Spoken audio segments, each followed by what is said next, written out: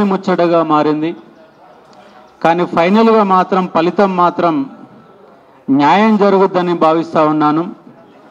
ఎందుకంటే 2011 గ్రూప్ 1 ప్రిలిమ్స్లో 6 ప్రశ్నలు తప్పొస్తేనే mains exam అయిపోయినాక ఇంటర్వ్యూ అయిపోయినాక ఫైనల్ ఫలితాల ముందు రద్దు చేస్తే మళ్ళీ కంప్లీట్గా రీ ఎగ్జామ్ పెట్టారు 2016లో.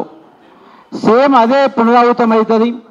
ఏపీకి సంబంధించి కూడా 2018లో జరిగినటువంటి గ్రూప్ 1 కూడా ఇవాళ కూడా అది పంచాయతీగా కొనసాగుతూనే ఉంది. కానీ మన పంచాయతీ కూడా జరుగుతూనే ఉంది. ఎందుకంటే గ్రూప్ 1 నోటిఫికేషన్లో గందరగోళం, జీవోలు మార్చడం, ప్రిలిమ్స్లో ప్రశ్నలు తప్పు రావడం, 1 కాదు 2 కాదు 14 ప్రశ్నలు తప్పు ఉండడం, దాదాపు 20కి పైన కేసులు ఉన్నప్పటికీ కూడా వద్దని మొత్తుకున్నా ధర్నాలు చేసినా బలవంతంగా గ్రూప్ 1 మెయిన్స్ పెట్టడం, మెయిన్స్లో ఫిలిమ్స్లో రెండోసారి పెట్టినప్పుడు కేవలం ఒక బయోమెట్రిక్ కారణంగా దాన్ని రద్దు చేశారు. మరి ఫిలిమ్స్లోనే బయోమెట్రిక్ లేకపోతే రద్దు చేస్తే ఫైనల్లో వాళ్ళ 18 మంది లెక్క తేలడం లేదు. మరి వాళ్ళు ఎవరు వచ్చారు అంటే తెలంగాణ పబ్లిక్ సర్వీస్ కమిషన్ దగ్గర ఇంతవరకు లెక్కలు లేనటువంటి పరిస్థితి. అర్ధరాత్రి 12 గంటల 3 నిమిషాలకి అపాయింట్మెంట్ ఆర్డర్లు ఇస్తారు. ఇది ఎక్కడ కూడా జరిగినటువంటి అసత్యంగా, అంటే కంప్లీట్గా 563 అంటే దాదాపుగా యూనియన్ పబ్లిక్ సర్వీస్ కమిషన్ ఒక 1 ఇయర్లో నోటిఫికేషన్ ఇస్తే 1000 పోస్టులు ఇస్తుంది. కానీ ఒక తెలంగాణలోనే 563 పోస్టులు. నాకు తెలిసి 1956 నుంచి ఆంధ్రప్రదేశ్ పబ్లిక్ సర్వీస్ కమిషన్లో ఇన్ని పోస్టులు ఎప్పుడైనా పడ్డాయి అంటే ఏ రోజు కూడా ఇన్ని పోస్టులు పడలే. 563 పెద్ద పోస్టులు. కేసీఆర్ గవర్నమెంట్లో పేపర్లు అమ్ముకుంటే కాంగ్రెస్ గవర్నమెంట్లో ఉద్యోగాలు అమ్ముకున్నటువంటి అపవాదు బలంగా ఉన్న సందర్భం కనబడతా ఉంది. అక్కడ 14 పేపర్లు లీక్ అయినాయని తెలంగాణ పబ్లిక్ సర్వీస్ కమిషన్ ముట్టడి చేస్తే చివరికి ప్రభుత్వమే మారిపోయిన సందర్భం కనబడతా ఉంది. కాబట్టి ఈ గ్రూప్ 1 కూడా ఈ కాంగ్రెస్ యొక్క పుట్టి ఖచ్చితంగా ముంచబోతున్నది. ఎందుకంటే తెలంగాణ రాష్ట్రంలోనే మనకు ఒక సివిల్స్ లాంటి ఎగ్జాము గ్రూప్ 1 ఇన్ని పోస్టులు మళ్ళీ పడతాయంటే నెక్స్ట్ నోటిఫికేషన్లో 50-100 పోస్టులకు మించి వేసే పరిస్థితి లేదు. ఆల్రెడీ మనం వీధి పోరాటాలు గ్రూప్ 1 మీద, నాకు తెలిసి గ్రూప్ 1 మీద ఎన్ని మీటింగులు జరినాయంటే అన్ని మీటింగులు జరినాయి. ఒక దానికి సాక్షిభూతమే సోమాజిలో ప్రెస్ క్లబ్. నిన్నగాక మొన్న తెలంగాణ జాగృతి ఆధ్వర్యంలో కూడా నిన్న ఒక మీటింగ్ జరిగింది. మళ్ళీ వాళ్ళ అఖిలపక్ష సమావేశం పేరుతో మీటింగ్ జరుగుతుంది. కాబట్టి మనకు 1905లో వందే మాతర ఉద్యమం జరగడానికంటే ముందు 3000 మీటింగులు జరిగినాయి. కాబట్టి కాంగ్రెస్ గవర్నమెంట్ మళ్ళీ కూలిపోవడానికి ఈ గ్రూప్ 1 మీటింగులు కూడా ప్రధాన కారణమవుతాయి. ఫైనల్గా మనందరూ కూడా న్యాయం జరుగుతుంది. ఆల్రెడీ వీధి పోరాటాలు అన్నీ చేసినాం కాబట్టి ఇప్పుడు మనం కొట్లాడాల్సింది హైకోర్టులో డివిజన్ బెంచ్లో రేపు కొట్లాడాలా. ఎట్లాగా డివిజన్ బెంచ్లో, ఎందుకంటే అది మేనేజబుల్ తీర్పు. ఎందుకంటే 222 పేజీల తీర్పు వస్తే కనీసం 22 నిమిషాలు కూడా వినకుండానే ఆ తీర్పుని పక్కన పెట్టే సందర్భం మనకు కనబడుతుంది. డివిజన్ బెంచ్ మేనేజబుల్ అయింది. కాబట్టి ఇక్కడ హైకోర్టుని మేనేజ్ చేశారు కానీ సుప్రీంకోర్టుని మేనేజ్ చేయడం సాధ్యం కాదు. ఇక్కడ పార్టీల యొక్క నాయకులు కూడా ఉన్నారు.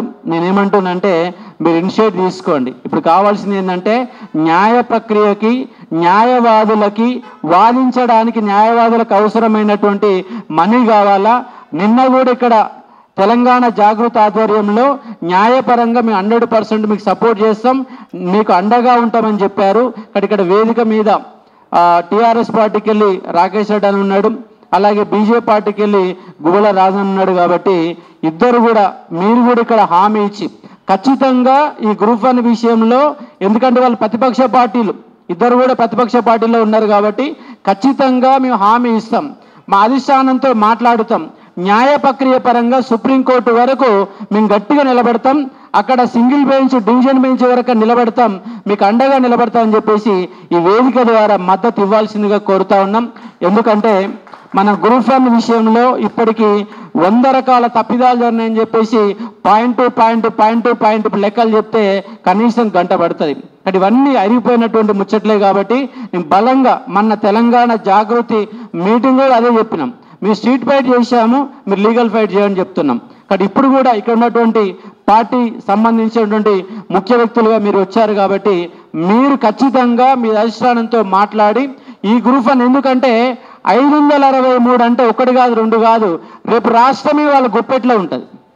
115 డిఎస్పీలు, దాదాపు 50 పైనటువంటి డిప్యూటీ కలెక్టర్లు, రేపు వాళ్ళంతా ఐఏఎస్ ఆఫీసర్లు అవుతారు, ఐపీఎస్లు అవుతారు.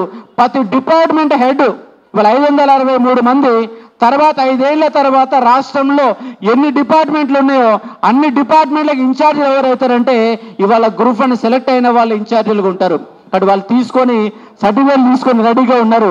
వాళ్ళు కనుక అసమర్థులు, అన్యాయంగా వచ్చిన వాళ్ళు, డబ్బులు కొనుక్కొని వచ్చిన వాళ్ళు, పేపర్ వాల్యుయేషన్లో గందరగోళాల వల్ల అందంగా రైటింగ్ ఉన్న కారణంగా వాళ్ళు వచ్చి సీట్ల కూర్చే సందర్భం కనబడుతుంది. ఖచ్చితంగా న్యాయం జరగాల్సిందే. ఆ న్యాయ పోరాటంలో ఖచ్చితంగా అశోక్ సారు మొదటి నుంచి గట్టిగా నిలబడిండు. ఆయన ఫస్ట్ మాట్లాడినందుకు నా పైన ఇప్పటికీ ఈ గ్రూప్ 1 విషయం మీదనే 3 కేసులు పెట్టారు. ఇంకా మనందరి పైన కేసులు పెట్టినా కూడా న్యాయ ప్రక్రియంగా ఎదుర్కొనే ఒక ప్రయత్నం చేద్దాం. కాబట్టి పార్టీ పరంగా మీ స్టాండ్ ఖచ్చితంగా చెప్పాలి. కాబట్టి అధిష్టానంతో మాట్లాడి విద్యార్థుల తరపున న్యాయం చేస్తారని నేను స్పష్టంగా చెప్తాను. కాబట్టి న్యాయ ప్రక్రియకు ఖచ్చితంగా అండగా నిలవాల్సిన బాధ్యత ఇవాళ టీఆర్ఎస్ పార్టీది, బీజేపీని, మరికొన్ని ప్రతిపక్షాల వాళ్ళు అండగా నిలబడితే ఖచ్చితంగా 563 మందికి న్యాయం జరుగుతుందని భావిస్తూ ఉన్నాను. అసలైనటువంటి అభ్యర్థులేమో బయట ఉన్నారు. అసలు రాయడం రాని వాళ్ళు, ఉద్యోగాలు కొనుక్కున్న వాళ్ళేమో ఉద్యోగాలు ఉన్నటువంటి సందర్భం మన మీటింగ్లతోని వాళ్ళు కూడా నిద్రలేని రాత్రులే గడుపుతూ ఉన్నారు. కాబట్టి ఫైనల్గా తొందరలోనే మన కోర్టుల ద్వారా న్యాయం జరుగుతుందని చెప్పేసి భావిస్తూ ఉన్నాను. ఈ వేదిక మీదకి చాలా రోజుల తర్వాత, ఎందుకంటే నిరుద్యోగులు పెట్టిన మీటింగులు అప్పుడప్పుడు సగం మందితో నిండిపోతున్నాయి. ఇలా మొట్టమొదటిసారిగా ఫుల్ సక్సెస్గా వేదిక మీద ఫుల్ సక్సెస్ ఉన్నారు, వేదిక కింద ఫుల్ సక్సెస్ ఉన్నారు. కాబట్టి ఇక్కడ కెమెరా వాళ్ళు కూడా, మీడియా వాళ్ళు కూడా అక్కడ ఉన్నటువంటి కింద ఉన్నటువంటి అభ్యర్థులందరినీ ఒకసారి చూపెట్టండి. ఎందుకంటే ఉద్యోగం పొందిన వాళ్లకు నిజంగా ఇంతమంది వచ్చారా, ఇంకా ఉధృతంగా అవుతున్న సమాచారం వాళ్ళకి వెళ్ళాలి. కాబట్టి వాస్తవంగా ఈ వేదిక మీద కాకుండా రౌండ్ టేబుల్ లాగా పెట్టి ఉంటే ఇవాళ మన సక్సెస్ పెద్ద కనపడేది. కాబట్టి ఇప్పుడు ఆ కెమెరాస్ కంపల్సరీగా వాళ్ళ సైడ్ మొత్తం చూపించాల్సిందిగా కోరుతా ఉన్నాము. కాబట్టి ఖచ్చితంగా మనకు న్యాయం జరుగుతుంది. ఎవరు కూడా ఇవాళ చాలా మంది ఎంప్లాయీస్ ఉన్నారు కాబట్టి ఇదాకా రాలేకపోవచ్చు. ఖచ్చితంగా గ్రూప్ 1లో న్యాయం జరుగుతుంది. ఇవాళ వేదిక మీద ఉన్నటువంటి చాలా మంది విద్యార్థి ఉద్యమకారులు వేదిక మీద ఉన్నారు. అలాగే పార్టీల నాయకులు ఉన్నారు. అందరూ కూడా యంగిస్ట్ ఉద్యమకారులు ఉన్నారు. కాబట్టి న్యాయం జరుగుతుందని చెప్పేసి భావిస్తున్నాను. Thank you.